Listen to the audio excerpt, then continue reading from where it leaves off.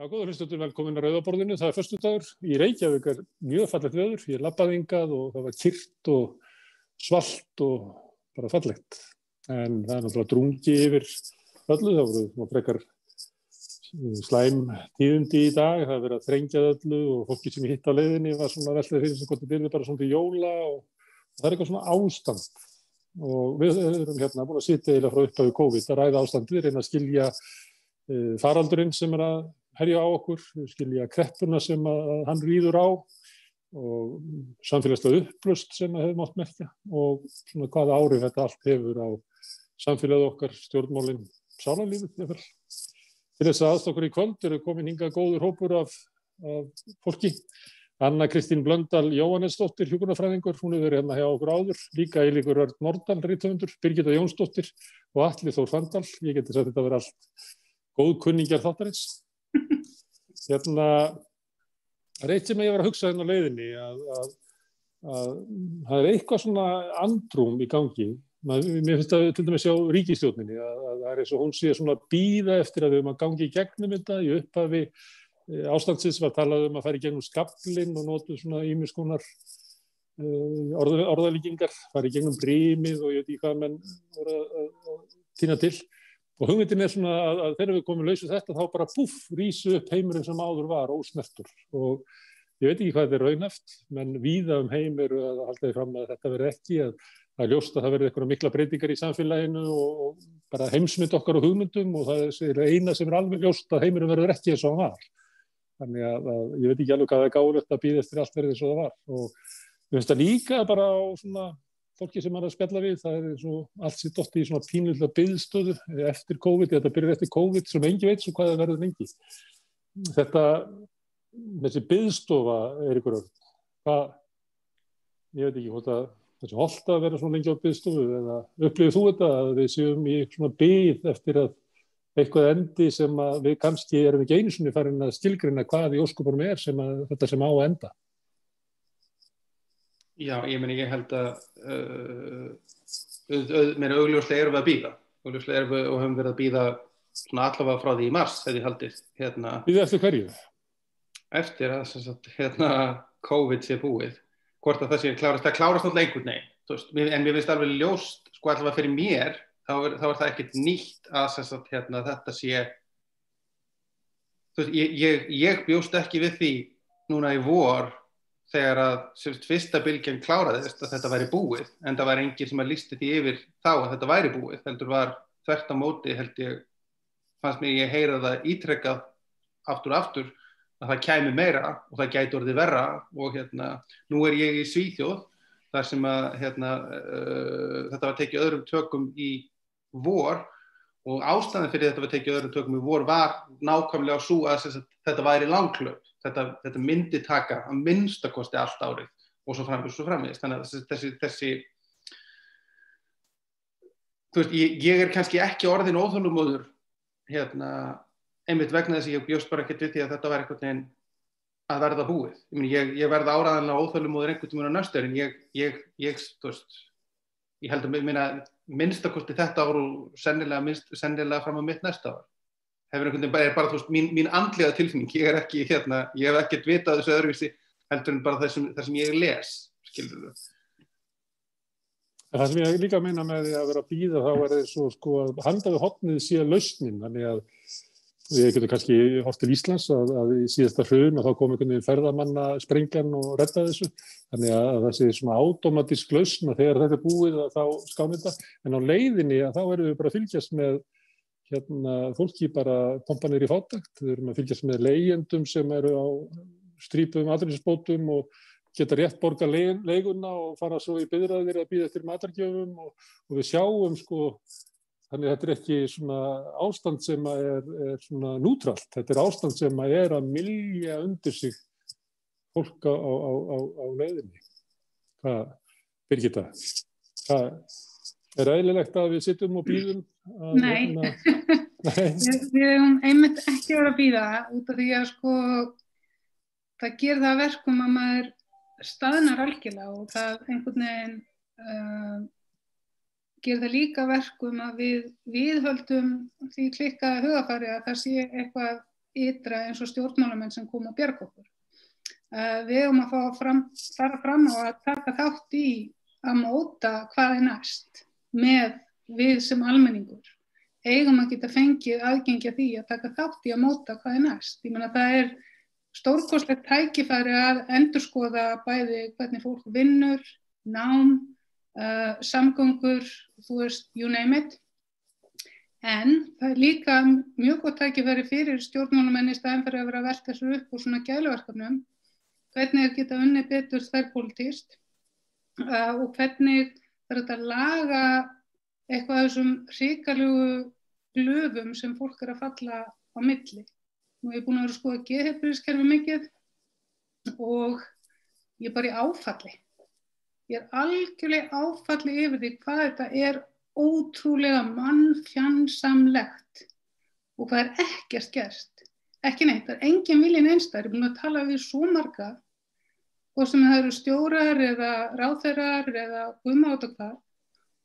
Og það eins og fólk skilji ekki hvað það verið að gera sérstaklega við fólk sem að þarf að nýta kerfið. Það svo mikla glufur.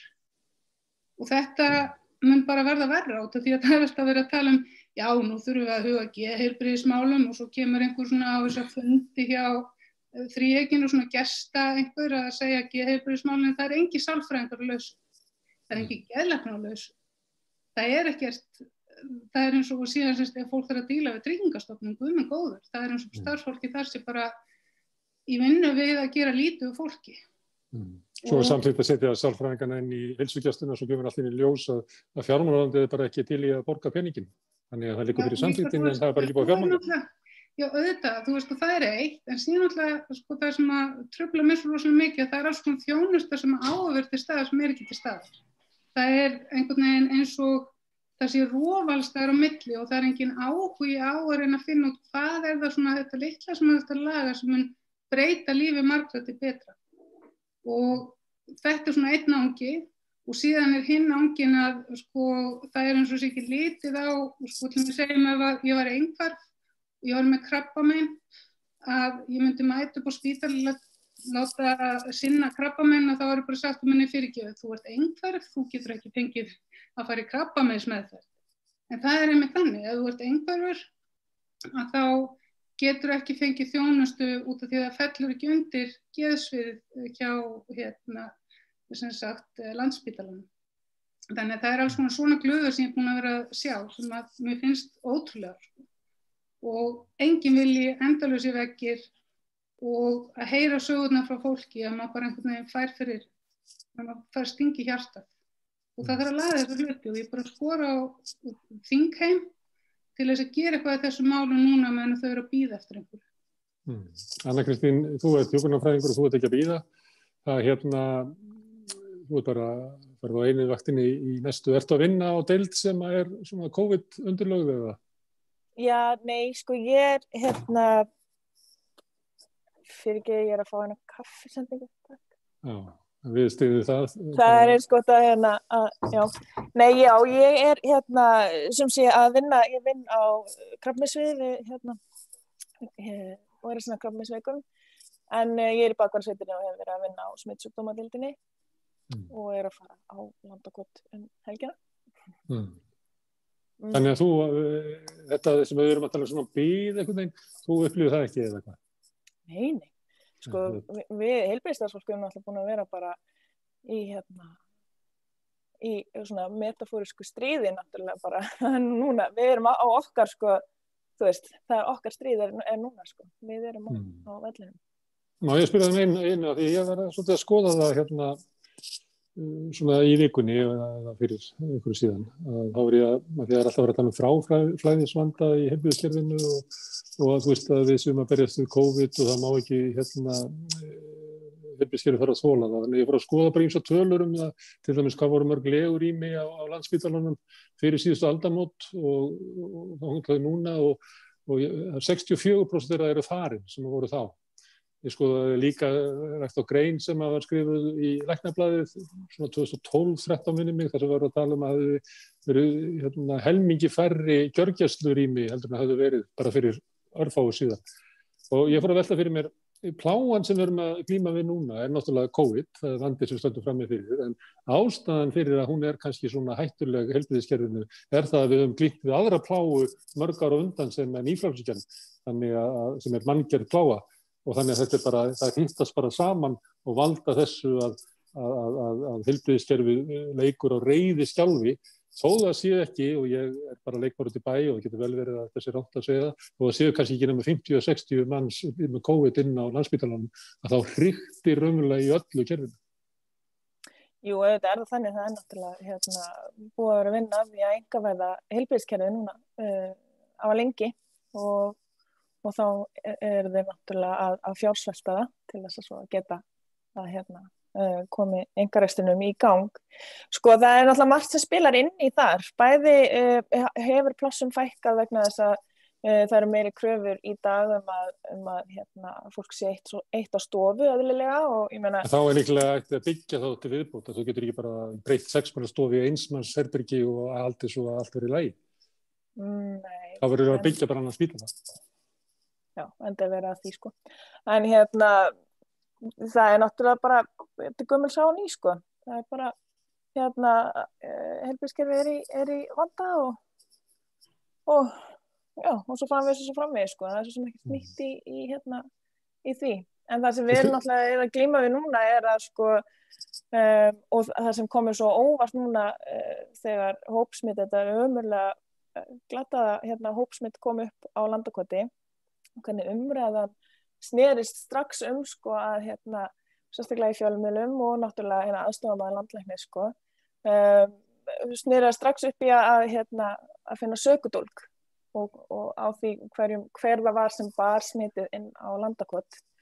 Þannig að sko ég sem heilbrigðisstarfsmaður sem að hef náttúrulega bara mitt líf og en einhvern veginn vakin og sofin og hefur verið það eins og allir yfir COVID að þá þykir manni ofboðslega leiðilegt að ekki einungi sem verið sko, það ekki sami við stéttirnar sem að vinna innan heilbrigðiskerfisins. Það verið að eins og þú bentir á að vera einkavæða heilbrigðiskerfið með þeim hörmungum sem fylgja því. En það líka sko einhvern veginn fjölmiðlar og samfélagið einhvern veginn til að hoppa á sko heilbrigðisstarfsfólk leið og eitthvað svona leiðilegt kemur upp á sko. Þannig að það eiginlega það sem að sko, ég svo langþreytt að tala einkavæðingu heilbrigðiskerfisins af því að það búið að vera gangi skilur í 10 ára eitthvað meira ábyggilega. 25. En hvernig samfélagið í heild lítur á okkur heilbrigðisstarfsfólk.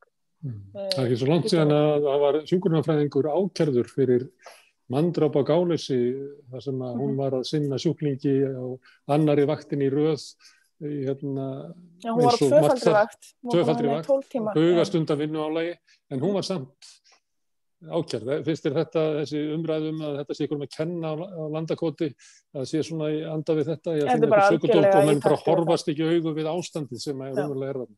Þetta algjörlega í takti við það. Og þetta náttúrulega mesti ótti hvers heilbrigðisstarfsmanns, hvort sem vinnur á Landspítalanum eða í heilsugæslunni eða heimilum eða hvað sem það mesta hræðsla manns að bera þessa veiru inn óafvitandi vegna þess að oft fólk náttúrulega einkennalaust með veiruna og smitandi samt sem áður.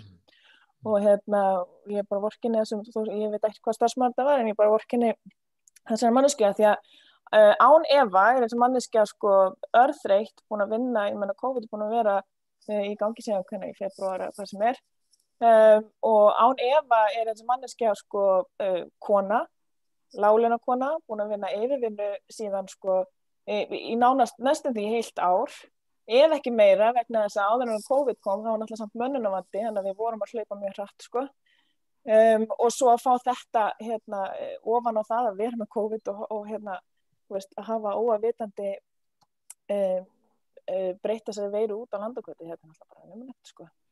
Það það svona, ég veit ekki hvað taka mark á því að það náttúrulega fyrir alltaf í gangi einhver svona leiðindar umræða en þá var svona verið að reyna að búa það til að þetta mætti reykja til einhvers partí starfsmanna eins og fólk smitist bara af ógátlegri hegðun, þannig að náttúrulega meirhluti fólk smitast bara vegna þess að það erfitt að verja þessari veiru.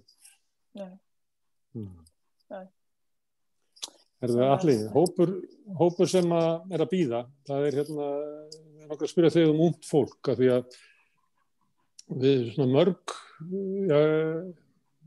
svona eiginlega undanfarið alveg frá því fyrir hrun hefur mátt merkja í okkar heimshluta og líka hér, svona veikingu efnahagslega stöðu ungs fólks. Það hefur verið skrifað þetta víða og það engin vandi að sýna fram á þetta sama gerir þér að fólk sem svona á foreldrakynslóðu aldri núna býr við hlutfallslega veikari efnahagslega stöðu heldur en að aðra kynslóður hafa gert hingað til.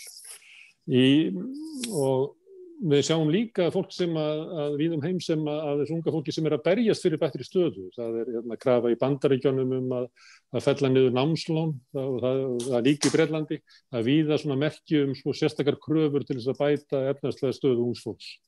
Við erum hins að koma út úr svona mikilli svona góðærisbólu sem að tengdist ferðamönnunum, þar sem að það var kannski ungt fólk að svona redda sér svona hér og þar, en þegar að síðan kreppan kemur, þá slær hún fyrst þá sem á jaðri vinnumarkaðins og það vil til að það að mikið til ungt fólk sem hefur verið margt í svona harki, margt í ferðaþjónustunni, margt svona kannski ekki komið djúpt inn í hinn skipulagða vinnumarkað þar sem að einhver kerfi getur mögulega varið. Þetta fólk sem oft á jaðri húsnæðismarkaði, sér í leigu, kannski ekki búið að komast þar inn, býr hjá foreldrum sínum, nýbúið að kaupa sér á mikið lán og eitthvað fleira.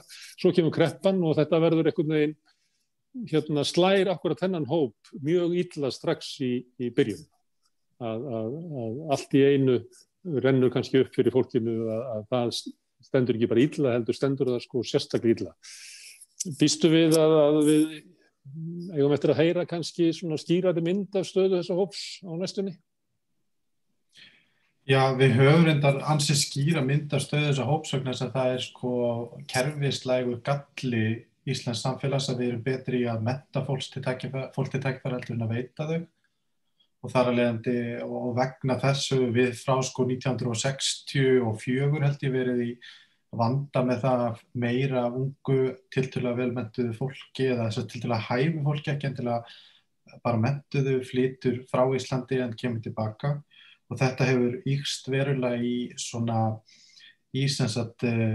efnahagslegum niðursveiflum en árin 2014 og 2015 þegar Wild Boys stjórnin var, sem örugglega einhver versta ríkisstjórn sem nokkuð tímann hefur verið, að þar ýktist þetta verulega og þrátt fyrir að vera efnahagsleg niðursveifla í Evrópu en svona ákveðið búm á Íslandi vegna ferðaþjónustu þá flutti ungt fólk í umvörpum erlendis og merkilegt á nefnir þetta með að það sé ungt fólk sé sjálft að fara að gera sé orðið mjög virt og fara að gera kröfu að þau sé ekki skilin eftir. Það auðvitað þannig og það svolítið merkilegt að það alltaf talað eins og það að taka lán til innviðafjárfesta, það að taka lán til eitthvað velferðarþjónustu sé einhvers konar lántaka frá yngra fólki því að þá verður til eitthvað svona lán á bókum sem þarf að greiða tilbaka. En stærsta lánið sem hægt að taka hjá yngri kynslóðum einmitt með því að fara ekki í innviðafjárfestingar, með því að sífellt minnka ríkið og veita þar alveg ekki ákveðin tækifæri, með því að vera ekki með skýra stefnu hvernig þú ætlar að þróa atvinnu, með því að menga stórkostlega, með því að sinna ekki alþjóðamálum, það er bara að telja svona áfram og það mjög augljóst á Íslandi og varð nú til dæmis fyrir nokkrum árum að tilefna sérstaklega umræðu á þinginu, umræða stöðu ungs fólks. Og þar kemur bara í ljós að kaupmáttur þeirra sem að koma inn á vinnumarkað núna eða 2015 hann minni heldur en þeirra sem komu inn voru 20 árið 1990. Húsnæðisekla náttúrulega gríðarleg og hún samblanda að nokkrum hlutum. Stóra málið sem að mér finnst aldrei fá nógu mikla athygli það að við vissum það fyrir síðustu aldamót að það yrði húsnæðisekla vegna stærðar kynslóða og það sem við ákveðum að gera að leggja niður verkamannabústaðakerfi sem þetta alveg ótrúlegt mál. Svo bætist inn í það ákveðin viðbrögð við hruninu sem að voru við bankahrunu sem voru þetta skuldakrísa og það var svolítið erfitt að taka lán sem sagt, til að eyða sig út úr henni, en það var samt alveg möguleiki. Og þar feru þetta sko, byggingareinar alveg í umvörpum að selja sko, tæki sín erlendis og annað slíkt.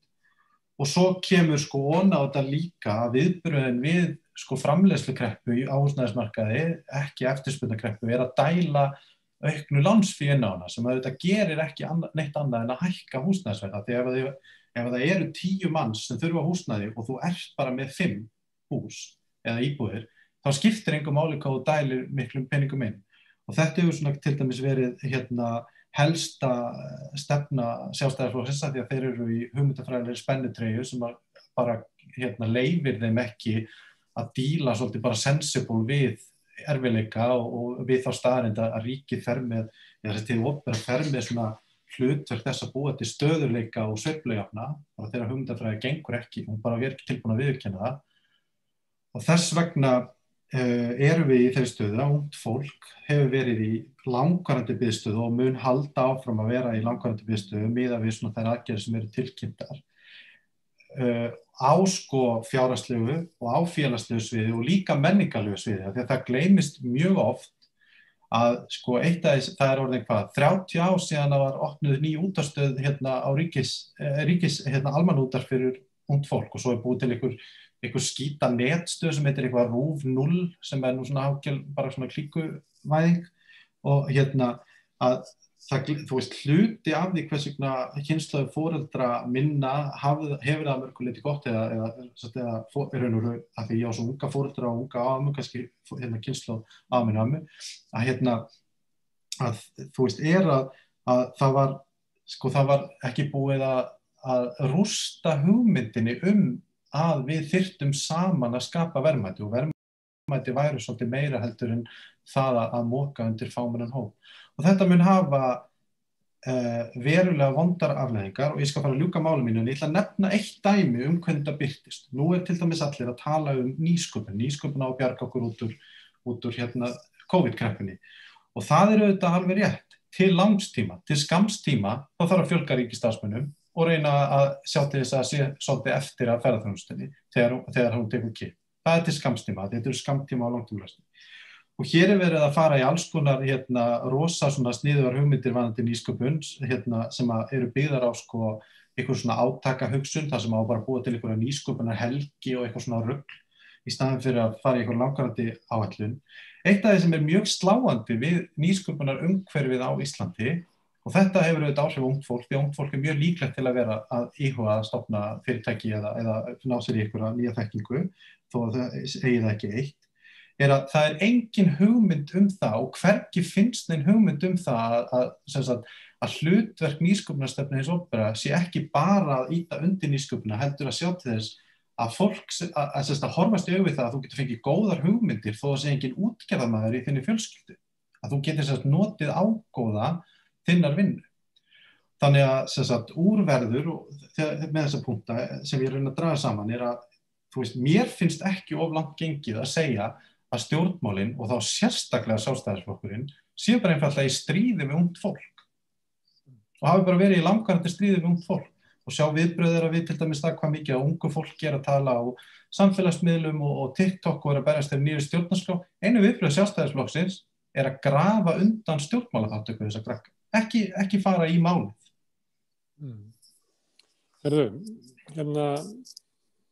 Tölum aðeins ungt fólk. Atli tók dæmi af kynslóð afa síns og ömmu. Það fólk sem að ég veit ekki alveg hvað kynslóð að tala ég reikna með fólk sem kannski svona 10 árum eldri ég. Það fædd 46. Já, rúmlega 15 árum eldri ég.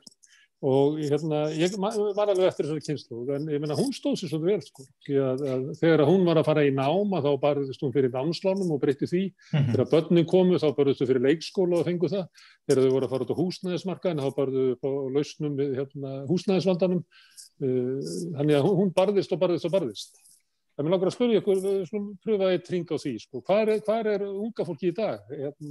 Getur það verið það að ef þú elst upp innan nýfrjálshyggjunnar, að þá kannski reiknar ekki með því að góðir hlutir gerist með samtakamætti og baráttu, heldur getur þú bara raunverulega eina lausnin til þess að vinna gegn fátækt að hætta að vera fátækur, eins og Hannes Hólmsteinn myndi orða það, að það sé bara að sú hugsun hafi verið svo lamandi á svona pólitíska baráttu í samfélaginu að unga fólkið hjá okkur sé ekki vakna. Því að við getum alveg séð að í Bretlandi og í Bandaríkjunum og bara út allan heim að þá er unga fólkið drífandi áfram til dæmis í momentum í kringum verkamannafólkin í Bretlandi og í kringum hreyfinguna sem skapaðist í kringum Sanders sem að þá nú hvorugt mikil unglum. Hvað segir þú, Eiríkur Örn, sem ert alltaf að skoða mannlífið? Þú ert kannski of gamall til þess að tjá þig ungt fólk. Ég er alltof gamall til að tjá mig ungt fólk. Ég verð bara þreyttur þegar þú nefnir ungt fólk. Ég veit ekki, ég held að mér finnst vera almennt þróun til þess, og ekki bara hjá ungu fólki, heldur hjá öllum, til þess að einmitt einstaklingsvæða öll vandamál. Ég veit ekki hvort að það sé endilega bara nýfrjálshyggjan, heldur bara hreinlega almennar hluta því sem kallað bara identitetsstjórnmál snúa rosalega mikið að því að finna kjarnan í því hver ég er. Og nú vil ég ekki gera lítið úr þeim stjórnmálum, en þau eru líka, þau hafa þennan vankanta að þau grafa svolítið undan hugmyndinni samtakamátti, samstöðuna. Að sama skapi þá gerir náttúrulega þetta það hvernig við fókusum á vandamálin þegar við spyrjum, hvar er unga fólkið, hvar er gamla fólkið, af hverju eru boomerarnir að gera þetta og millennialsnir að gera þetta og hvar eru feministarnir núna og hvar er allar þessar spurningar. Við erum alltaf að raða okkur upp á einhverja bása og spyrja hvar allir hinir séu, í staðinn fyrir að vera einhvern veginn við finnum aldrei leiðina til þess að vera bara öll í sömu helvítis fylkingunni. Við erum einhvern veginn meiri sér hvað er þetta að segja, við dettum líka í þetta með blessuð okkur miðaldra hvítu kallana að vera einhvern veginn alltaf að skilgreina vandamálin sem einhverja tiltekna hópa og þar með rjúfa einhverja samstöðu. Það er líka fullt af miðaldra hvítum kallmönnum sem langar að marsera undir rauðum fána með fullt af öðru góðu fólki. En Eiríkur, því ég var að spyrja þetta út frá svolítið öðru sjónarhorni. Ég var eiginlega bara að spyrja þetta vegna þess að ungt fólk býr við sérstakar aðstæður, þar sem að hoggið að svona fjárhagslegri stöðu þeirra og hún er að versna. Og ég er eiginlega bara að spyrja eins og að til dæmis að við munum ekki laga stöðu innflytjenda í samfélaginu fyrir en að það kemur forusta innflytjenda sem rekur áfram þá baráttu. Þannig ég er frekar að spyrja hvað því að ef maður horfir á stjórnmálaþátttöku ungs fólks þá eru þau að berjast fyrir stjórnarskránni. Ég veit ekki hvað það er mikið svona sérmál ungs fólks. Það er að berjast fyrir hælisleitendum, það er náttúrulega að berjast fyrir feminisma. En ég sé ekki mikið ungt fólk vera að berjast fyrir svona sérstökum hagsmunum síns hóps sem að sannarlega það er eins og Atli benti á að það er stríð gegn ungu fólki. Það er bara systematískt verið að grafa undan kjörum þeirra, undir réttindu þeirra á vinnumarkaði og húsnæðismarkaði. Ég veit ekki ungt fólk að berjast fyrir sínum málum. Ég veit bara ekki alveg hvort ég er sammálaður í því að þau séu það ekki. Að til dæmis bara stúdentapólitíkin. Að Ísabel í stúdentamálunum er á fullu, er ofsalega mikill fítúnskraftur í þeirri baráttu að það best ég get séð. Og ég meina ef það er ekki eitt af stærstu málefnum unga fólksins þá veit ég ekki hvað það ætti að vera. Mér finnst ég bara sjá mjög mikið til ungs fólks að berjast fyrir sínum hagsmunum. Ég veit ekki hvernig ég á að svara því öðru sig. Ok, áður í kem að Birgitu má ég spyrja þig, Anna Kristína, því þú ert yngst okkar. Hvað segir þú þetta? Ég bara verð að vera ósammála Eiríki. Það er einmitt þar sem að ég sé ungt fólk gera mest í pólitík er að berjast fyrir öðrum og einmitt ekki tala sjálft sig. Ungt fólk náttúrulega berst mest í þágu annara og eins og þú segir Gunnar, ekki kannski nógu í þágu í síns eigin þágu þó svo stúdentar á Háskóla Íslands hafi verið að gera það. En Já, það rauninni eina sem ég hef að segja það, sko. Ég sé ekki gagnið í að skipta fólki í ungt og gamalt, sko. Þú veist, og kannski ég bara að vera leiðilegur anarko-kommunisti að segja að þetta meira spurning stétt, vegna þess að þegar, þú veist, ungt fólk ekki, þú veist, að maður þarf að berjast fyrir sér sem, sko, fyrir sér sem stétt og þeir sem hafa sömu stéttastöðu og maður sjálfur, skilur við. Þannig að ég sé ekki, ég mjög mikið af ungu fólki, kallar maður mig unga, einfallega vegna þess að ég hef ekki trú á nýfrjálshyggjunni, skilur við. Þannig að þá hef ég óskaplega fátt við það fólk að segja, sko, þó svo við séum á sama aldri. Þannig að ég sé ekki tilgang, ég sé ekki af hverju það sko produktíft að skipta fólki upp í ungt og gamalt, sko. En ég kannski, ef við sitjum einhvers staðar við borð, þá verður náttúrulega einhver ungur að sitja við borðið til þess að draga fram raunverulega hvar skórinn kreppir hjá því. Þannig að það mjög mikilvægt í baráttunni að enginn sitji eftir og allir taki þátt í að annars þetta eiginlega ræna aðra sko sín á þína stöðu. Þannig að mér finnst að unga fólki eigi bara að rífa kjaft og hafa hátt sína í sín kjör. Sem það gerir, sko. Nei, þú segir áðan að þau væri mest að berjast fyrir aðra, til dæmis hælisleitendur og framtíðina í sambandi við stjórnarskrá og fleira. En hvað varst að meina með því? Er það þannig að það sé kúltúrin í ungu fólki að þú eigir að berjast fyrir einhverju tiltekið mál en svona bara klassísk lífsbarátta?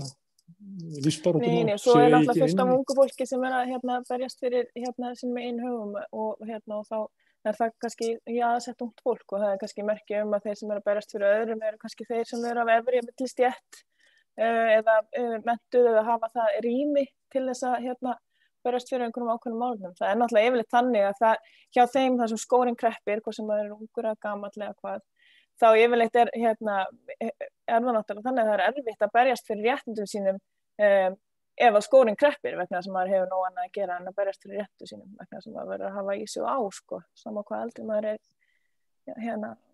sama hversu gamall maður sko. Heimurinn breytist ekki nema þeir sem verða fyrir mest óréttlætinu berjist. Því að heimurinn breytist ekki ef bara þeir sem hafa það svona þokkalegt eru með sín áhugasvið á borðinu, þá breytist ekki nógu mikið. Við þurfum að fá þau í baráttuna sem eru raunverulega að berjast svona fyrir lífi sínu.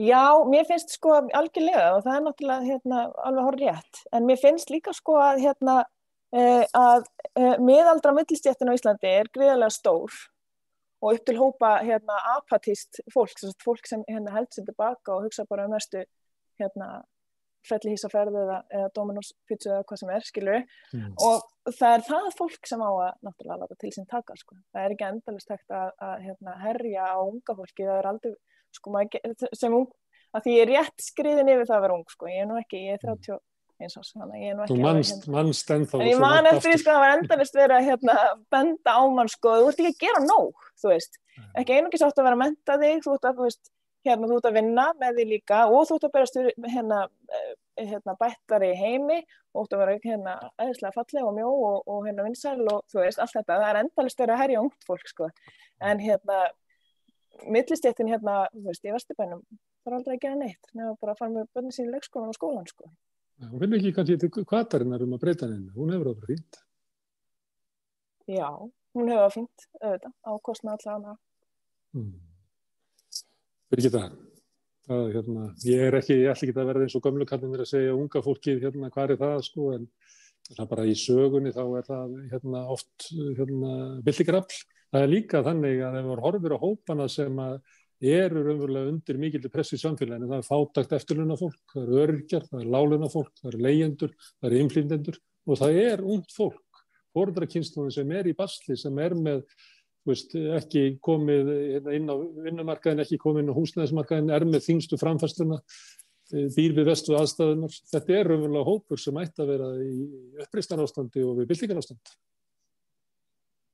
Ég held nefnilega sko, ég alveg sammála því að ekki gott að kannski vera að draga fólk svona mikið í dilka. Mér finnst vera mikil tilhneiging og hefur færst í aukana út af svona smellfrétta kúltúr og samfélagsmiðlum að það svo rosalega mikil fókus á litla hluti sem raun og veru skipta engu máli, á meðan að stóru hlutirnir einhvern veginn, það ekki tekið á þeim, þeir eru bara of stórir einhvern veginn. Það kannski það sem að þeir sem hafa áhuga að breyta samfélaginu þurfa að fara að setjast niður og reyna að skilja hvað það sem sameinar þessa ólíka hópa. Hvað það sem að, þú veist, hver krafan? Þú veist, það ekki nóg bara að standa á mótmæli einhvers staðar. En það mikilvægt tól í stærri aðgerð. Ef maður bara mótmæla og veit ekki hvað það sem maður að krefja, að þá gerist ekkert. Þannig að ég held að sé einhvern veginn væri bara frábært ef að eða nauðsynlegt, ef að fólk geti einhvern veginn byrjað að sjá fyrir sig hvað brýnast að laga fyrst. Og þá þetta að mótivera hvort sem að það unga fólkið að berjast með einhverjum öðrum hóp eða öryrkjar að berjast með einhverjum öðrum hóp eða eitthvað svoleiðis, sko. Þannig að þú veist, ég held að það sé aðalatriðið núna og þá kemur þessi drifkraftur. Það yfirleitt þannig að sko maður sé eins og þú veist, maður hugsa oft til Frakklands og eitthvað svona, þú veist, það sem að drifkraftur í miklum svona samfélagslegum breytingum þú veist, háskólasamfélagið. En það út af því að það búið að gerast eitthvað á undan og þú veist, það búið að eiga sér einhver umræða hver krafan þú veist, og þá gerist eitthvað meira. En ég held einhvern veginn, sko, þú veist, ég sé mjög margt jákvætt í öllu þessu kaosi. Þú veist, mér finnst jákvæður krafturinn í verkalýðshreyfingunum, mér finnst jákvætt að svona, þú veist, eins og bara þetta sem var að gerast í kringum unga fólkið úr stjórnarskrána. Þú veist, ég var eiginlega alveg búin að gefast upp á stjórnarskrármálinu, ég bara sá ekki að það geti nokkuð að gerst. En ef þetta eitthvað svona mál sem að, þú veist, ungt fólk lætur sér varðum út í að svo sannarlega þarna grunnurinn ákveðinni framtíð og ákveðnum sko, mjög miklum og stórum samfélagslegum breytingum ef að það sem í nýju stjórnarskránni lögfest. Og notabenni hún ekki fullkomin en það ekkert fullkomið í þessum heimi. Betra en það sem við erum með núna. En þú veist bara mér finnst mjög jákvætt að ungt fólk sé að skoða stjórnskipan. Það ekki oft sem að það gerist. Það marga kynslóðir síðan að það gerðist í þessu samfélagi. Þannig að þú veist, ég hef, sko, þú veist, það okkar sem erum, þú veist, búin að fara í gegnum svona, nokkur hring í lífinu. Það okkar svolítið að leiðbeina og reyna að draga fólk saman. En síðan það unga fólki sem að svolítið þarf að koma með framtíða sína í hvernig samfélagi vill það búa og ég til í að ýta áfram þeirri sín, þú veist, og það hefur gerst rosalega, mér hefur fundist, þú veist, okkar svona unga fólks pólitík hefur svolítið öðruvísi. Ungt fólk hefur mikil áhrif á Íslandi. Það alveg stöðum. Þannig að þú veist, það horfðu bara á sko, aldurskipanin á Alþingi sem dæmi. En hvað það að vera ungur? Hversu gamall maður þegar maður ungur? Vegna þess að dómsmálaráðar okkar 2 árum yngri en ég, þannig að hún 29 ára, skiljiði. Mér finnst þannig nú að helviti ung til þess að vita hvað klukkastlega en það gerir hún svo sannarlega ekki. Veist, þannig að ég bara ekkert sammála þessu með ungt fólk og gamalt fólk. Sko. Má ég skjóta aðeins inn? Ég bara segja, þú veist, að við, út af því að spurningin var, Já. Og þáttaka. Persónulega, þú veist, þá ég mjög erfitt með, ég algjörlega sammála, ég mjög erfitt með að sjá einhverju svona skörp skil. En þú veist... Og nú náttúrulega verið að leiða, sko, ég man ekki hvað þeir mörg, það verið að leiða þó nokkuð, ég held sér 2 eða 3 fyrir dóm núna af ungu fólki og vegna þess að hafa óhlýðnast lögreglunni, þetta byggt á 19. grein lögreglulaga og þau voru sérst að mótmæla illri meðferð á hælislendum. Þú veist, þannig að það ungt fólk að láta sig sko, samfélagið varða og að láta sig hlutina varða sko, þó svo sé ekki endilega að berjast fyrir bættum húsnæðislánum eða hvað sem það þú veist sem að fullorðnu fólki finnst svo mikilvægt sko. Má ég skjóta það sinna þegar ég var að tala ég vil bara, mér langar bara að segja eftir þessu umræðu, sko, ég að tala að það sé eitthvað yfirvald sem að fara í stefnur sem að bitna sérstaklega ungu fólki. Þannig að mér er spurningin, hvar ungt fólk ekki endilega kannski eiga við hér, að því að staðreyndin eins að mínum að þetta svo að hér hefur verið rekin stefna árum saman sem að kannski fyrir mistök, en hún virðist stundum of kerfisbundin til að vera mistök, bitnar sérstaklega á hagsmuni þessa hóps. Og svona í skilningi, svona efnahagslegum skilningi, þá ungt fólk yfirleitt talið 16 til 35 ára og það hljóma mjög skringilega vegna þess að þetta hópar af fólki sem kannski hefur ekki mjög mikið sameiginlegt, en hagsmunir þessa fólks sem að mörgu leyti mjög líkir. Þau að hefja stöðu sína á vinnumarkaði, þau að þroskast sem einstaklingar á fyrstu árunum, þau að lítinn lífeyri, þau þurfa að komast inn á húsnæðismarkað, fyrr á tíðum var þetta hópurinn sem var að eignast börn og fara í háskólamenntun, en svo hafa efnahagslegi hvata til að tryggja það að þú getur séð fyrir þér og samt eignast börn, eins og barnabótakerfi verið tekið algjörlega og eyðilagt. Og þannig að það er alls ekki þannig að ungt fólk sé ekki að berjast fyrir sínum málum. Ég bara hjartanlega ósammála því. Það bara mjög mikil virkni hjá ungu fólki. Stúdentahreyfingin ótrúlega gott dæmi þetta. Stjórnarskráin annað gott dæmi þetta. Hvernig ungt fólk hjálpar hvort öðru mjög vel og oft með mjög ríkt kerfi. Ég á bróðir sem er tónlistarmaður og það áberandi hvernig þau aðstoða hvort annað öðruvísi heldur en til dæmis aðeins eldri og vinna mjög mikið saman og mjög skynsöm. En hins vegar það þannig að þeir sem eru fæddir eftir 1980 og enn síður eftir 1990, þetta fólk sem búið að þurfa að vera í samkeppni alla ævi vegna nýfrjálshyggju sem bara heimskulegasta og lélegasta hugmyndafræði í heimi vegna þess að þetta ekki einu sinni fullmótuð hugmyndafræði. Hún skilgreinir bara, þetta bara eitthvað svona fimmurafræði, bara ríkið vont og þar af leiðandi viðskiptafrelsi gott. Þetta bara fáránleg hugmynd. Það svona á þetta engin svör við erfiðum aðstæðum. En það sem ég samt að segja að ef við horfum á síðust 20 ár, þá það þannig að það ákveðin flokkur sem hefur stýrt og þeirra viðbrögð og þeirra stefna alltaf að hygla fólki sem ekki komið langt á veg í lífinu. Og það vill svo til að ungt fólk mjög oft líka fátækt fólk, oft vegna stöðu sinnar, og það getur unnið sér hraðar, það líklega til að geta unnið sér út úr, þannig að hagsmunir ungs fólks og öryrkja og fátækra og stéttastaða ungs fólks oft lægri stéttir. Það tilviljanir og það fámennur hópur sem fæðist virkilega inn í það ríka fjölskyldur. Þannig að það það sem ég vildi segja og ástæðan fyrir því að ef við tölum svona einfaldlega eins og óvinnurinn, þá óvinnurinn algjörlega búin að skilgreina þennan hóp með stefnu sinni.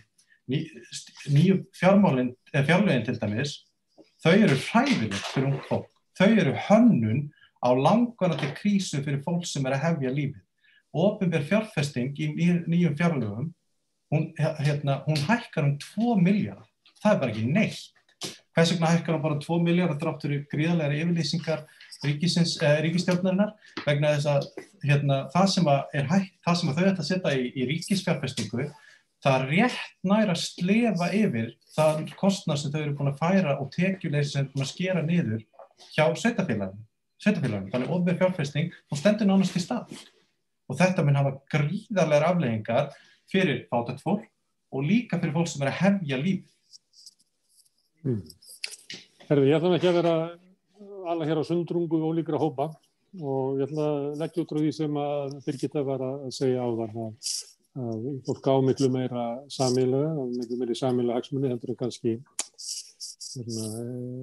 látið með, og ef við tækjum kannski ungt fólk og eftirlaunafólk og öryrkja og láglaunafólk og leigjendur og við getum líka bara stóru almannasamtökin eins og ASÍ og BSRB og Öryrkjabandalagið og Félag eldri borgara og haldið svo áfram. Ef við tækjum saman svona markmið þessara hópa, þá eru þeir svona 85-90% sammála.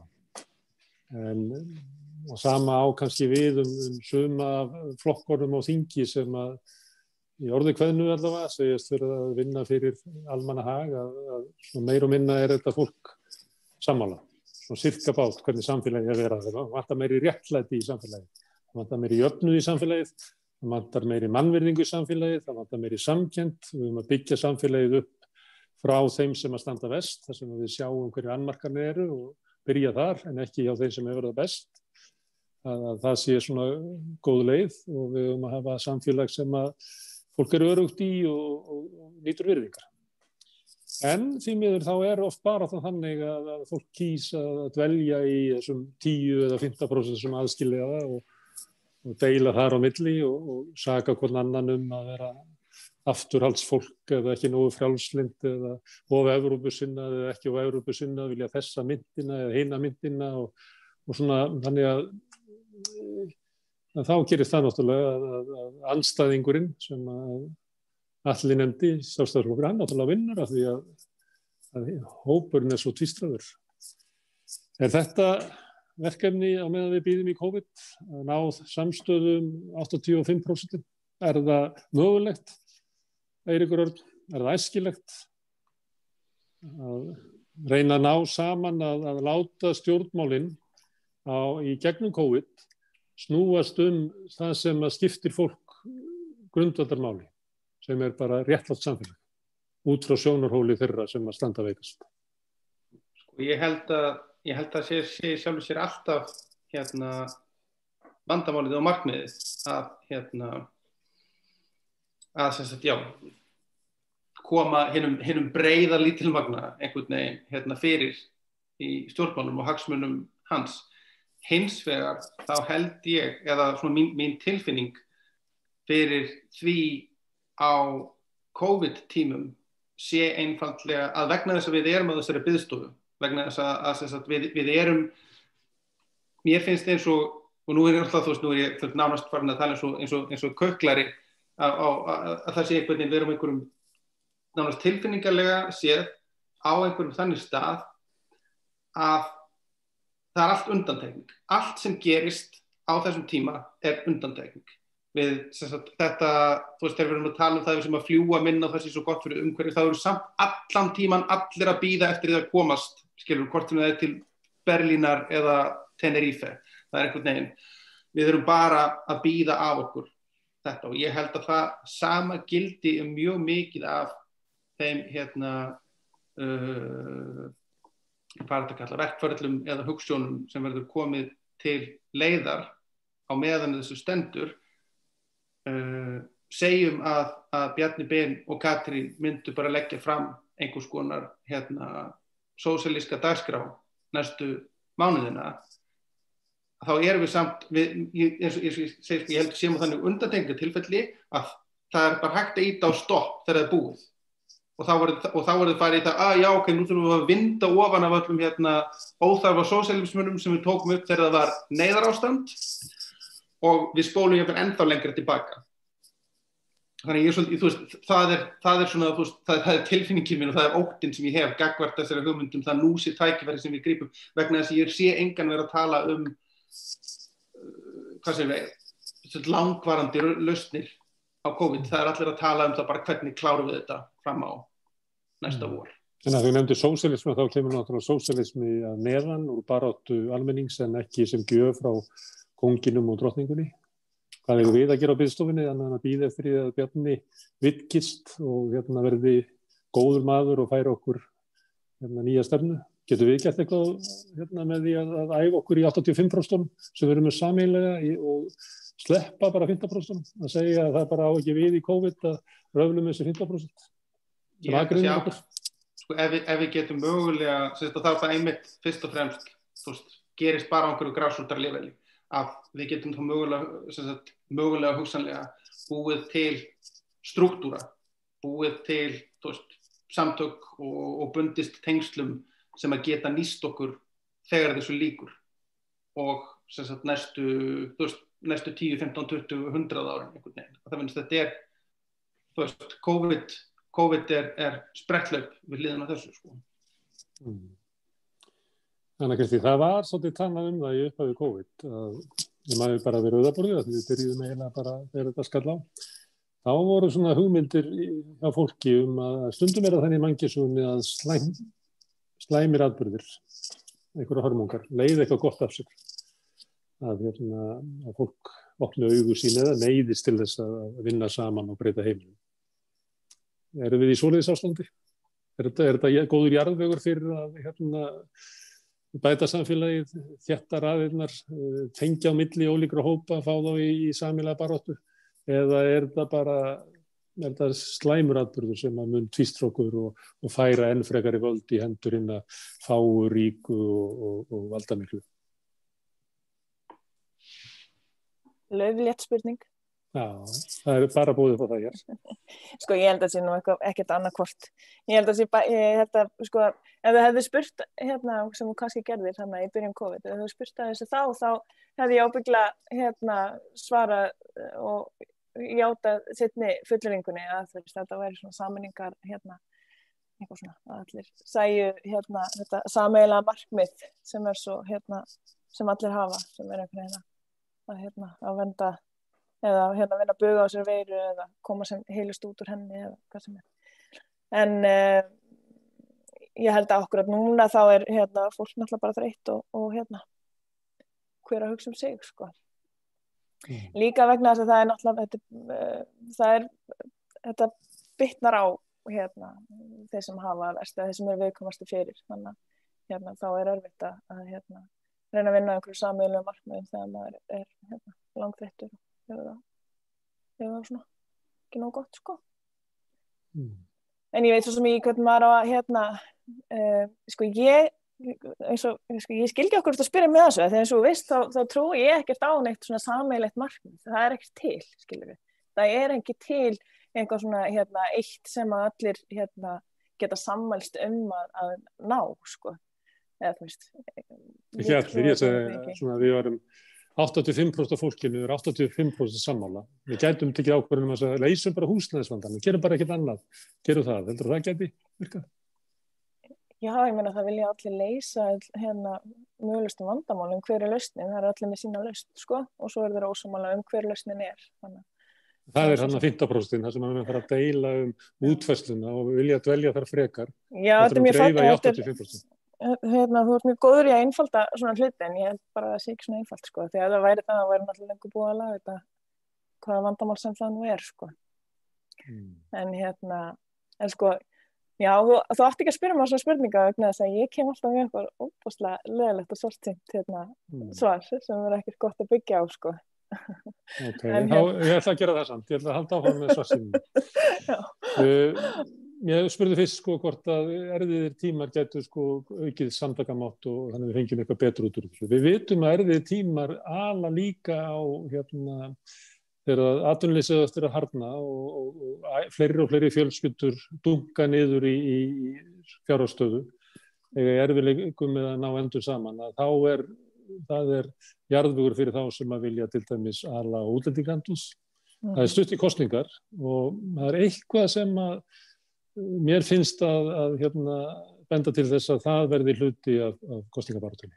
Það er kannski ekki síst þegar Bjarni Benediktsson fór að taka undir með honum Ásmundur Friðrikssyni. Já, kærandi ráðherrann. Já. Það var hann að verja að missa ekki of mikið fylgi yfir til miðflokksins, líklega vitandi það að líkurnar á því að miðflokkurinn myndi keyra svoleiðis kosningabaráttu eru bara töluverðir. Og svo er það líka þannig að kreppa er þannig að þá auðgast inn í ríku. Það er tækifæri, það er uppskjörutími og við sjáum það, sko, núna það er náttúrulega, sko, okkur er að hefnast smá fyrir það að liggja á verðinum, sko, varðandi útlendingaandúð og þetta sem var að koma í ljós núna með félag íslenskra bókaútgefenda og bókatíðindin. Það var náttúrulega, þegar ég sáu það ábyggilega og ég heyrði viðtal við formann FÍBUT, félag íslenskra bókaútgefenda í RÚV gæri að fyrir dag, svoleiðis. Það sem að, sko, það er verið að trúa eitthvað svona neutralitet, að það sé hægt að vera hlutlaus þegar maður stendur fyrir einhverjar svona spurningu eða ákvörðunartöku varðandi öfga hægri öfl eða útlendingaandúð eða gyðingaandúð eða hvað sem það er, og eins og hann var þá og eins og Fíbút virðist vera, þá vilja þau alls ekki taka á þessu og tala málfrelsið. Ég held okkur sé að hefnast fyrir það sko að leyfa millistéttinni og efri millistéttinni að vera svona apatísk, skilur. Ég held að það sko, mér slett sama Ásmund og þessar stjórnmálamenn, skilur. Það er millistéttin og efri millistéttin sem ég hef áhyggjur af í þessum hversdagsleika, að láta sig ekki nein mál varða. Og það það sem að mér þykir, mér alveg sama þá Ásmundur, skilur, sé eitthvað, eitthvað að hafa áhyggjur af hælisleitendum, skilur, eða að þeir séu svo margir, þú veist. Ég hef meiri áhyggjur af, sko, formanni íslenska bókaútgefanda sem að slett sama að nasistar eru að gefa úr bók og auglýsa í ritunars, skilur. Þeir eru mikilvægar að raska ekki svona markaðsstöðu þeirra bókútgáfu með því að banna hann ekki setja sig inn í þetta, skilur. Hann sagði það, hann sagði bara, já, ég hef ekkert sett mig inn í þetta. Inn í helfurina. Já, eða bara, þú veist, inn í það er kannski sniðugt að hafa innan. Krakkar, þú veist, þarna eru þið sko komið að gera honum upp eitthvað. Skilur, algjörlega, sko, ég bara að segja það sem ég heyrði í þessu viðtali hjá hann, sko. Rökin að hér tjáning á málfrelsi. Leið og við ætlum að fara að banna bækur eða banna eitthvað. Kynningu á bók í sameiginlegu tímariti félagsbókútgefanda. Það enginn að tala að banna neina bók. Nei, bara ritskoðun á bókatíðindum. Já, nei, það ekki að vera ritskoðun í bókatíðindum. Það ritstýring. Farum að draga línuna, með hvað maður auglýsa og hvað maður ekki auglýsa. Maður auglýsa til Fréttablaðinu. Þá verður maður að eiga það náttúrulega við Fréttablaðið, skilur við. Ég er bara að spyrja þú. Ég er að spyrja ykkur. Hvað má auglýsa þetta? Eiríkur ætlar að skjóta aðeins inn. Hann hefur gefið bækur. Það má ekki. Sko, það er alveg ljóst að það má ekkert auglýsa hvað sem Þannig að hugmyndunum sko, málfrelsi, þú veist, hún nær alltaf bara einhver ákveðinni grensu. Þú veist, ef ég myndi skrifa, þú veist, leiðbeiningar að nauðga börnum, ég fengi það ekkert birt í bókatíðindum. Það bara ekki, þú veist, það þarf enginn að ræða það. Það væri bara ekki, hins vegar þá þessu tímariti ekki ritstýrt.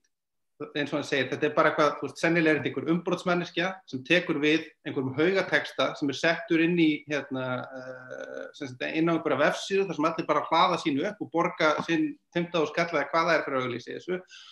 Og svo þessu dröllað út og formaður félagsbókaútgefanda lendir í því að þurfa að vera afsakað og þó dettur hann inn á þessa klysju málfrelsið sem alveg, þú veist, það alveg hægt að debatera en ég held að þetta sé fyrst og fremst þá held ég að þetta hafi bara verið klaufaskapur. Það bara asnalegur klaufaskapur. Ef þau hefðu hugsað út í þetta í 5 mínútur, það hefðu þau aldrei ákveðið að vera að birta þetta. Þetta var leti, hann eiginlega að berjast fyrir frelsi letinnar, letisfrelsis. En það til mér að verið gefnar út bækur sem sko miklu skaðlegir út í þetta, þú veist, ég held að nánast allir Íslendingar sko séu meðvitaðir að helförin var veruleiki, þú veist, greinilega ekki. Greinilega ekki, vegna þess að það eru Íslendingar. Það nánast. Sko, það hefur verið gefnar út bækur sem eru rosalega mikið svona, islamifóbíu bækur sem var sett í hólfi á öllum þingmönnum þegar ég var á þingi og einhverjum dótari. Og það var í bókatíðindum, það var enginn að kvarta yfir því. Skiljið mig, þú veist, það var ekki. Og má það ekki kvarta yfir þessu núna? Fyrir ekki, sko, ég ekki að segja megi ekki kvarta yfir, ég bara að segja, þú veist, hvar dregum maður línuna? Auðvitað ef það augljós glæpur, þú veist, það er glæpur að nauðga börnum. Þannig að þú veist með leiðbeiningar hvernig á nauðga börnum að þá væntanlega bara farið og þú veist handtekinn samstundis, ekki það? En Nei, ég meina það ekkert bannað að skrifa leiðbeiningar. Nei, þú veist það sem þú varst aftur við sem sagt, Já, ég meina bara nákvæmlega svo það er ekki, þú veist, bara eins og þessi bók, það er ekki bannað að skrifa þessa bók. Það má alveg skrifa þessa bók. Víðast og gefa nú, það má líka gefa nú. Reyndar það ekki allstaðar leyfilegt og það er ekki einu sinni allstaðar leyfilegt að selja þessa tilteknu bók, sko. En það sem að hann kom í þessu viðtali sem ég var að vísa til, sko, og hann stóð sig ágætlega, en eins og Eiríkur segir, þá fjall hann í þá gryfju, sko, að fara í vörn og ekki segja bara, sorry, þetta var algjör, þarna skitum við upp á bak og við ætlum bara að gera okkar besta í að, eitthvað, eða hvað sem þú veist, þá fór hann í þessu vörn og fór að tala málfrelsi, en það sem hann sagði sem var mjög gott var líka, öllu frelsi fylgir mikil ábyrgð. Og þetta var ábyrgðarleysi. Þau taka 20.000 krónur til að auglýsa hverju einustu bók, skilur. Þetta er ekki ókeypis, þú veist það, ég meina, bókaútgefundur borga fyrir að koma fram í þessu og þau eru að taka pening fyrir þetta. Herðu, Birgitta, ég var að reyna að sveigja umræðinu að við láka að taka eitt hring svona í lokin af því að við erum að fara að upplifa hinn það sem kallaði kosningavetur og það er svona augljóst að flokkarnir eru svona aðeins að undirbúa sig, hreyfa áfram, það er kannski ekki orðið ljóst svona hvað erindið er að verða fyrir kosningar. Ég nefndi þarna líkurnar á því að til dæmis útlendingaandúð myndi spila inn í kosningabarátuna. Væruð þið til í að pikka svona eitthvað af þessu flokkunum og velta fyrir ykkur svona stöðu þeirra, til dæmis hvert verður erindi VG komandi út úr þessar ríkisstjórn í kosningabarátunni? Verður VG dæmt til þess að benda á hinn góðu verk ríkisstjórnarinnar með Framsókn og Sjálfstæðisflokki? Verður eitthvað svona bandalag milli Viðreisnar og Samfylkingarinnar að þetta verða kosningarnar hvort að við tökum upp evru, hversu raunhæft sem að það raunverulega er á þessum áratug? Verður þetta kosningarnar mannanafnanefnd? Verður þetta kosningarnar verður þetta kosningarnar sko félagslegt réttlæti? Það sem vorum að ræða áðan, hvort að væri þetta ná kröfum þessara hópa sem að hér voru nefndir til þess að neyða það upp á stjórnmálin, að láta þessa kosningar nú snúast eitthvað sem að skiptir megin þar á fólks miklu máli. Birgitta. Ég held að velta bara algjörlega á okkur, almenningi í landinu, hvað við ætlum að láta þessar kosningar snúast Það er samt yfirleitt þannig svona í aðdraganda kosninga þá er það fjölmiðlar sem ákveða hvað það er sem að tala Þannig ef þeir ákveða að tala útlendingahatur, þá verður tala útlendingahatur.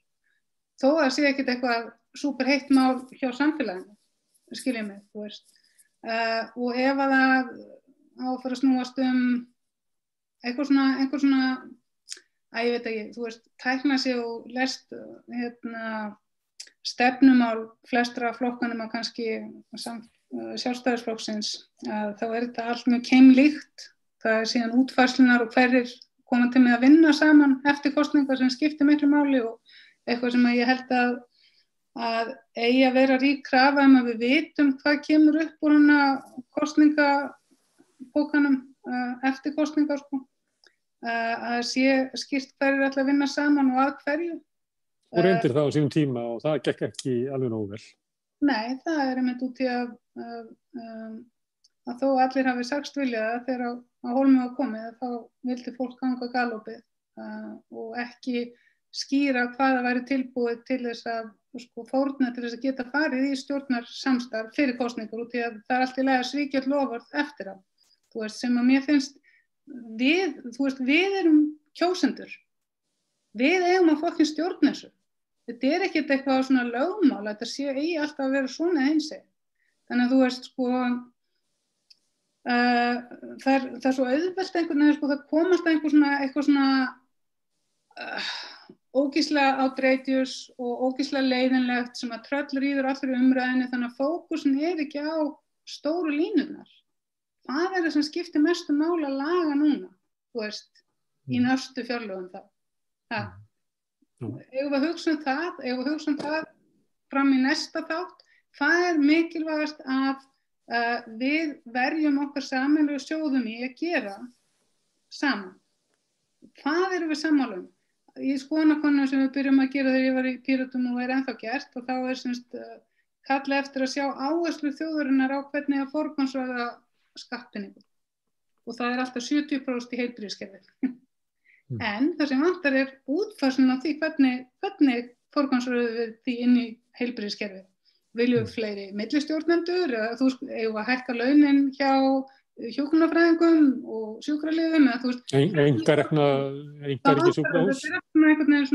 Þannig að kannski eigum við að vera kröfuharðari sem erum kjósendur það að fá skýrari útfærslu en ekki bara einhvern svona rosalega fallegt loforðaplakat. Og síðan er mjög mikilvægt að fólk hugsa þess út í það. Ég meina Sjálfstæðisflokkurinn með sína stefnu hefur verið við völd nánast óslitið, þú veist, frá upphafi. Hverjir svona enabla það að Sjálfstæðisflokkurinn getur alltaf verið við völd? Af hverju Framsóknarflokkurinn aftur farin eitthvað að braska í húsnæðismálum? Með félagsmálaráðherra? Þú veist, af hverju húsnæðismálin heyra þau undir það ráðuneyti? What the fuck?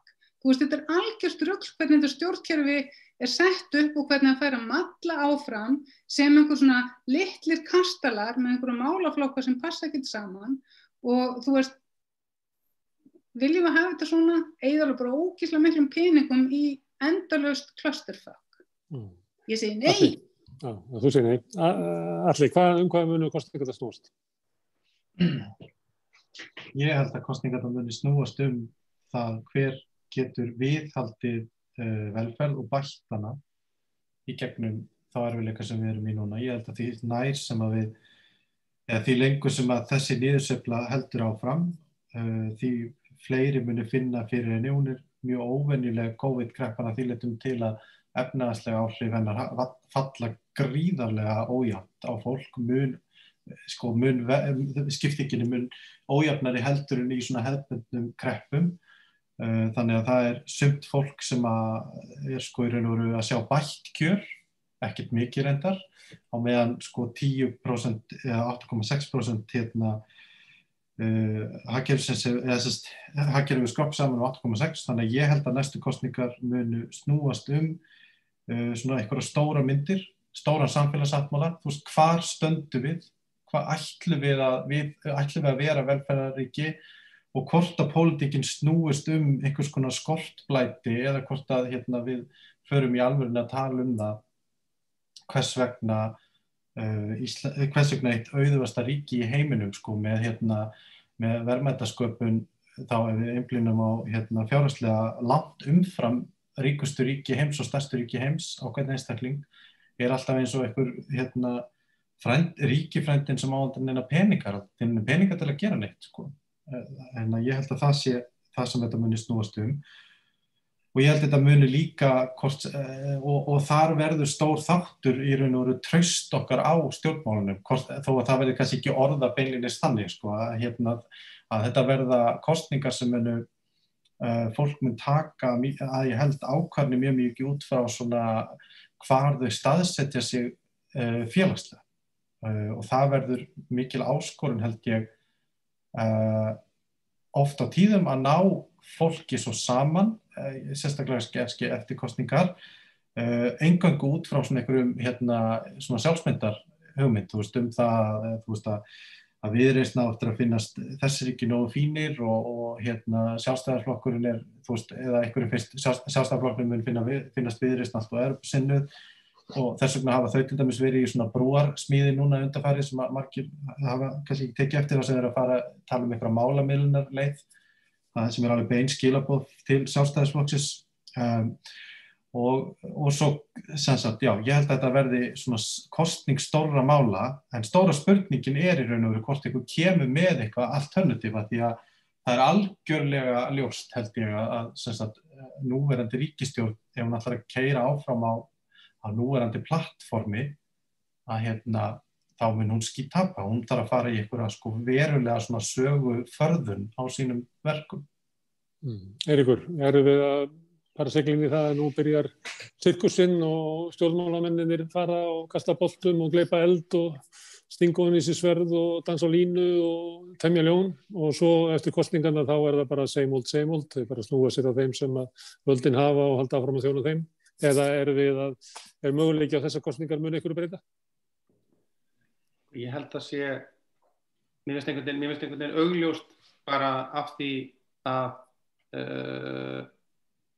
við erum í því ástandi sem við erum og sem sagt, við erum komin inn í þessa kreppu sem að fara að dýpka og verða verri að þá verða augljóslega velferðarmálin í öndvegi, þau hljóta bara verða að einhvern veginn getur varla annað verið. Hins vegar þá það hvernig við tölum þau og hvað það sem við gerum við. Mér finnst yfirleitt þegar við förum inn í kosningar og kannski sakna ég þess meira það séu eldgleipar og sé einhver læti vegna þess að mér finnst jafnan tilhneigingin vera svo að fara að rífast einhverja hraðahindrun. Svo finnum við einhverja hraðahindrun eða einhverju umferðarljós og segjum ef við fáum ekki upp þessi umferðarljós þá verður engin velferð í þessu samfélagi. Svo kemur einhver annar og segir ef við setjum upp þessi umferðarljós þá fer allt á hausinn og svo eyðum við allir kosningabaráttunni að rífast eitthvað ótrúlega lítið. Tæknilega lausnir í staðinn fyrir raunverulega pólitík. Engar hugsjónir, engin stórumálin, engin, með þeim ástæðan fyrir, það er yfirleitt aldrei utanríkismál. Við getum aldrei talað NATO eða þátttöku í stríðum eða mér segja hælisleitendamálin vilja, þó þau gerist á Íslandi, þá vilja þau leitast, bara fara til hliðar af því nú erum við að ræða, umferðarljósi. Og það er einhvern veginn litið á það sem einhver svona, ég veit ekki hvort þetta er einhver svona tryggur staður eða eitthvað, þetta er svona svo við dettum í að finnast þetta að vera realpólitíkin. Að þú sért ekki að tala alvöru pólitík nema þú sért einhvern veginn með tæknilegu lausnina til þess að en auðvitað er það ekki pólitíkin, það er einmitt það sem er ekki pólitík. Það er bara fyrsta ákvörðunin sem er tekin þegar þú kemur inn í stjórnarráðið og svo ekkert af því sem gerist næstu 4 ár. Og ég held að það sé hættan að við lendum þar, en það er náttúrulega upp á kjósendur og fjölmiðlamenn og stjórnmálamenn sjálfa að afstýra því. Anna Kristín, nú áttu eftir að segja hversu þetta spyrja mig að þessar spurningu. Anarkistinn sjálfur, hvað munu kosningar eða ykkur að breyta? Hvað segir þið anarkistar? Nei, ég veit ekki. Sko ég var alveg glöð á hann þegar allir þó sagði að fólk væri tæknilega sér, hvað sagði 16-35 ára. Þá ég sko alveg nokkur ár ennþá. Þetta er samt mjög surrealist. Nei, þú getur tekið það tilbaka. Ég er alltaf algjörlega að hengja mig á það, sko. En ég er bara ein af þeim sem hef mist algjöra trú á flokkspólitík og á Alþingi yfir höfuð. Á lýðræðisvettvangnum sem að fólk barðist fyrir að fá almennan kosningarétt og byggðu upp og náði í gegnum það að byggja upp almannatryggingar og alls konar hluti og byggja upp heilbrigðisþjónustuna sem að þú lifir í. Þetta er bara að missa trú á þessu. Já, auðvitað. Eins og þetta er núna. Þá kemur það lítið því við hvernig það var fyrir 40 árum. En þarft þú þá ekki bara að breyta þessu? Er þetta ekki skylda hverja kynslóðar að laga lýðræðisvettvanginn hann eða þjóni sér? Sko, jú, auðvitað. Ég held að það sé ekki, ég er ekki fylgjandi því að stíga inn í gamlar, ég ætla ekki að fylgja liðin í NATO og breyta NATO og gera það næs, skilur þess að NATO verður aldrei næs. Þannig og ekki Alþingi heldur. Þannig að ég held að taka beinan þátt í því sem er að gerast í landinu, eins og þau sem við erum að ákæra núna gerðu og ég held að það sé miklu betri leið til þess að breyta einhverju í samfélaginu okkar en að endilega fara á Alþingi eða jafnvel kjósa sko. Ég hvað sem Vinstri græn að segjast og djöfull segi eftir því maður. Þú veist, það hefur aldrei gefið mér neitt sko að kjósa, það hefur alltaf því miður verið vonbrigði sko. Og mér þætti að óbúslega það væri náttúrulega ídealt sko ef að flokkskerfið talaði betur til yngra fólks undir 35 ára en það bara gerir það ekki lengur. Ég þekki óbúslega fáa sem að trúa á þetta kerfi og þeir sem gera það eru yfirleitt sjálfstæðisfólk. Það er bara hann. Þeir sem að vinna, þeir náttúrulega trista kerfinu, þeir sem að hafa ekkert fengið út úr því, þeir náttúrulega vantrista því, það segir sér sjálft. Já, það er nefnilega málið sko. Og mér finnst ekkert koma því endilega við sko, þú veist, hvað gerist fyrir 40 árum, af því að þá var þetta kannski ágætis stofnun þá sko, Alþingi. En en það er það ekki núna og það er ekki að virka. Og það hefur ekki virkað, það er reyna að breyta eina frá. Ég meina, þú veist, Ögmundur Jónasson reyndi að, þú veist, fyrir hvenær réðst hann inn á Alþingi? Fyrir 40 ára? 95 held ég. Já, ok. Þú veist, og svo voru nokkur sem að reyndu að 2008 og þú veist, það er bara, Meðal annars Birgitta sem er hér, hún reyndi að breyta. Meðal annars. Já, þú veist það ekki ákveð, Birgitta.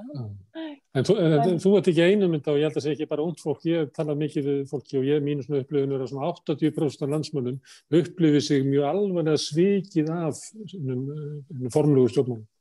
Og það sem að kemur manni líka svolítið óvart þegar maður tala við fólk að fólk upplifir þetta sem svona raunveruleg svik, eins og einhver hafi svikið því sko sem að stendur nærri. Þetta eru djúp svik og djúp sár sem að fólk hefur orðið á einhverju trausti sem að lagði til einhver sem að síðan bara sveik það upp í óbyggið á fólki. Þannig að það er erfitt að heyja stjórnmál í umhverfi þar sem að almenningur allur raunverulega er búinn að missa trú á stjórnmálum. Og já, varðandi þetta og því mér finnst sko, við erum ekki ánægð með kerfið. Ég fór nú fyrst og fremst inn á Alþingi til þess að reyna að skilja hvernig þetta kerfi funkar til þess að, og það er svona barðið sér svona hart fyrir stjórnarskrána út af því að þú veist, ég sá það sem raunverulegt verkfæri til þess að breyta mjög miklu af þessum undirstöðum. En sko, ef að fólk treystir ekki kerfinu sem það býr í, hvað þá? Hvað ætlar þú að gera? Ætlar að láta handtaka þig og fá ákæru, er það eina sem að myndi breyta kerfinu? Þetta spyrir mig. Já. Nei, til þess að breyta kerfinu, nei, auðvitað ekki.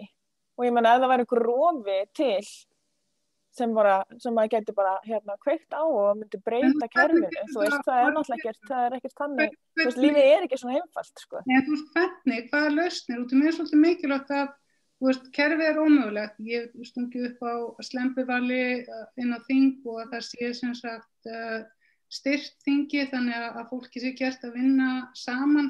Það sé ekki alltaf eitthvað svona minnihluti, meirihluti, þessi flokkur getur ekki stutt þetta út í þetta kemur úr þessum og eitthvað svona kjaftaði. En það er engin vilji, þú veist, fólk fer samt og vill fá að bara kjósa sína flokka, þú veist, sá sem kemur best út úr einhverju viðtali, mér finnst það líka rosa weird, þú veist, þessi var svo góður í þessu viðtali, hann grét smá, ég ætla að kjósa hann, þú veist, og svo bara gleymir fólk alveg hvað manneskjan stendur fyrir.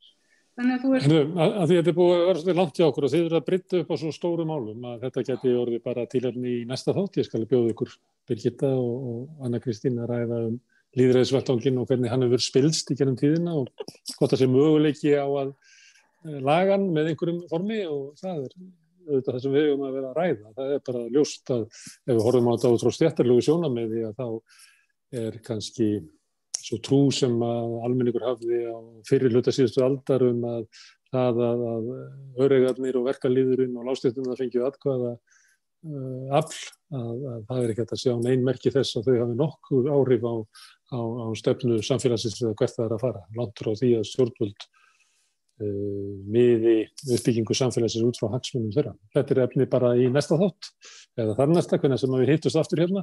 Ég þakka ykkur kærlega fyrir áhugavert samtal. Atli Þór Fandal, Eiríkur Örn Nordal, Anna Kristín Blöndal Jóhannesdóttir og Birgitta Jónsdóttir. Ég þakka hlustendum fyrir að stoppa hérna við hjá okkur og hlusta á samtal þar sem að fólk er að reyna að skilja þá tíma sem við lifum. Rauðaborðið heldur áfram í næstu viku.